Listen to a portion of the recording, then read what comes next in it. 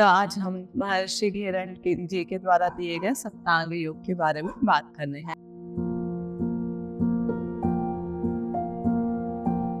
उन्होंने कहा था ना कि 7 गुण हमारे अंदर होना चाहिए, जो अष्टांग योग को लेकर मूल तत्वों को लेकर के बनाया है। उसी घटस्थ योग के विषय में चर्चा कर रहे हैं। तो सबसे पहला बात उन्होंने कहा था, सप्तांग योग का फर्स्ट अंग या तत्व कहा था, वो था शोधन।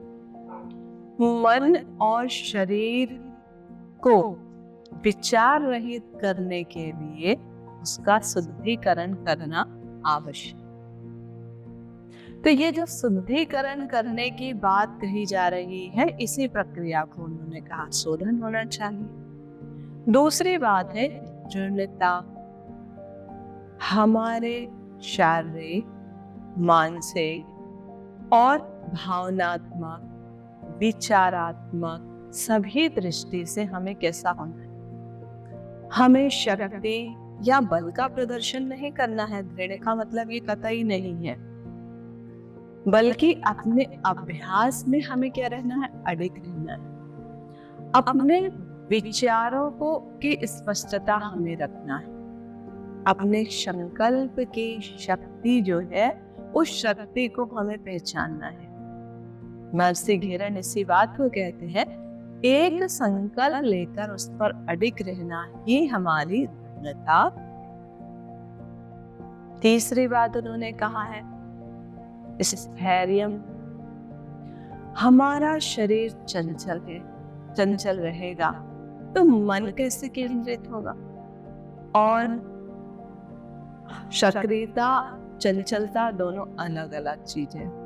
हम एक्टिव होना को चंचलता नहीं कहेंगे ना, चंचलता की परिभाषा अलग चीज हो जाती है। तो हमारा जो शरीर चंचल है, उसको जब आप स्थिर करेंगे तो मन केंद्रित हो जाएगा। और शरीर को जो है स्थिर करने के लिए आपको एकदम कठिनाई के साथ, दर्द के साथ या तनाव के साथ में आसन नहीं करना है।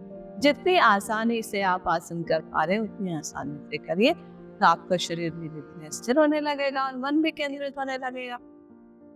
चौथी बात उन्होंने कहा था धैर्य। अपने सहनशीलता को बनाए रखना और विषम परिस्थितियों में भी धैर्य को न खोना, यह एक मानसिक क्या चीज है, गुण है। अपने शरीर का धैर्य नहीं खोने देना है और ना ही मन के धैर्य को खोने देना। ये उन्होंने चौथी बात कही। पांचवी बात जो उन्होंने कहा वो है लाघव। लाघव मतलब होता है हल्कापन। योगी जो व्यक्ति होता है, उस योगी व्यक्ति का शरीर चर्बी युक्त ना हो, क्योंकि शरीर भारी भरकम होगा तो शरीर में विभिन्न प्रकार के विकार उत्पन्न होंगे। इसका कतई मतलब नहीं है कि मोटे लोग योगा अभ्यास नहीं कर सकते हैं या योगी नहीं बन सकते हैं। अब तक योग सिद्ध जो व्यक्ति हैं, उन लोगों के बारे में कहा गया है कि वो हमेशा बड़े पेट वाले होते हैं। तो ऐसा क्यों? जब हम योग को साथ लेते हैं, योग सिद्ध हो जाते हैं, योगी बन जाते हैं, तो हमें अपने शरीर की अनुभूति हो जाती है। हम अपने शरीर से परे चले जाते हैं। और जब आप शरीर से परे चले जाते हैं, तब आपका शरीर हल्का हो चुका होता है। इसके बाद इस बात की चिंता नहीं होती कि आपका शरीर भारी भरकम हो रहा है या नहीं। इसका कतई ये मतलब नहीं है कि मोटे लोग योगी नहीं बन सकते हैं। जब तक योग सिद्ध नहीं हो जाता है, शरीर के अनुभूति के परे नहीं चले जाना। जब तक शरीर को हल्का रखें। एक बार योग सिद्ध हो जाने के बाद इस बात की चिंता करनी नहीं पड़ेगी कि शरीर जो है वो भारी हो रहा है कि नहीं। बहुत से लोग प्रश्न कर रहे हैं कि जो सिद्ध पुरुष वे हैं उनमें से कुछ लोगों के पेट बहुत बड़े हैं, जबकि वो गरिष्ठ भोजन भी नहीं करते। फिर ऐसा क्यों? तो इसमें हमारे विद्वानों का मानना है, जब प्राण शक्ति जागृत होती है तो मणिपुर चक्र पे केंद्रित हो जाता है और जिसके कारण से पेट थोड़ा बड़ा होना शुरू हो जाता है। इसका शरीर के विकार से कोई संबंध नहीं है, शरीर में कोई विकार नहीं होता है और ना ही वो बहुत खाते हैं। कुछ योगी तो ऐसे भी हैं जिनके पेट भले ही बड़े हैं पर वो फलाहार भी करते हैं। तो ये प्राण शक्ति के जागृत होने का मणिपुर चक्र में प्रभाव बताया है। फिर उन्होंने छठवीं बात कही है, प्रत्यक्षम। प्रत्यक्षम का अर्थ है ग्रहण करने का स्वभाव, सूक्ष्म या आंतरिक अनुभव जिसे हम मन की दृष्टि से कर सकते हैं उसे कहा गया है प्रत्यक्षम।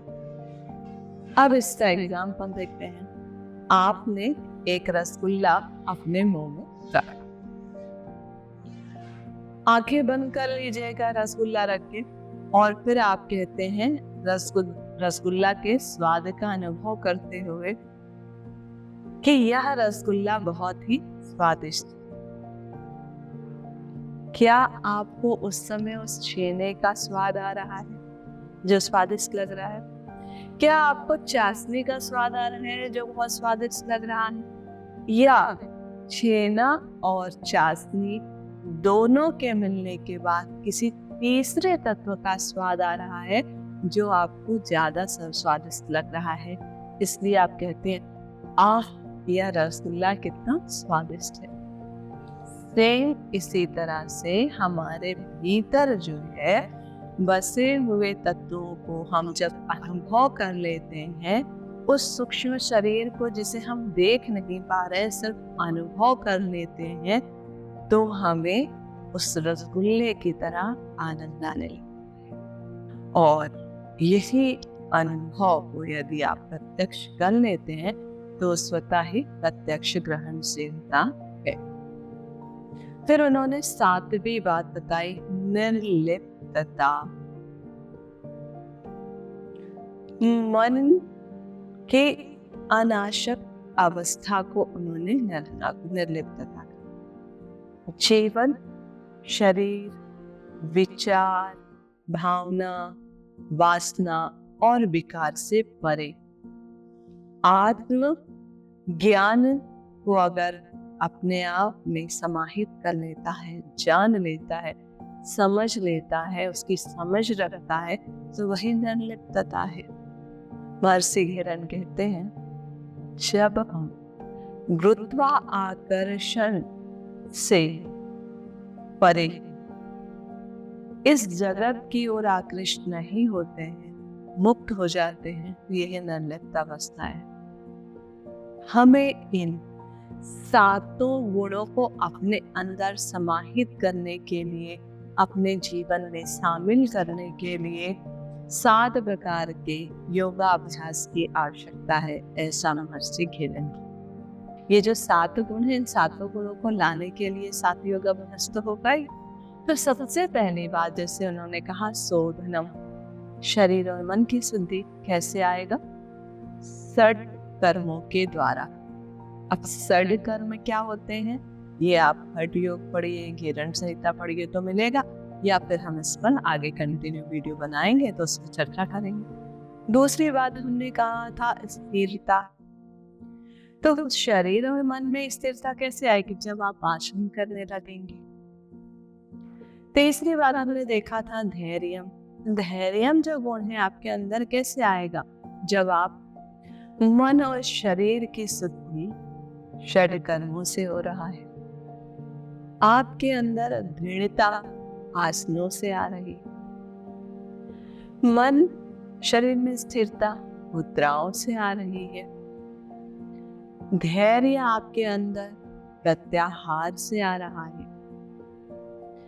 लाघव जो है, हल्कापन आपके अंदर प्राणायाम से आ रहा है, और प्रत्यक्षम ध्यान से आप आत्म साक्षात्कार कर पा रहे हैं। और लास्ट जो था निर्लिप्तता, समाधि से आपके भीतर निर्लिप्तता आ जाती है, बिना संशय मुक्ति प्राप्त होती है आपको। ये बात घटस्थ योग के सप्तांग योग, तो ये 7 गुण इसके माध्यम से आप में विकसित होते हैं, और इन पर डिटेल हम नेक्स्ट वीडियो में करेंगे। तब तक के लिए सबको नमस्कार।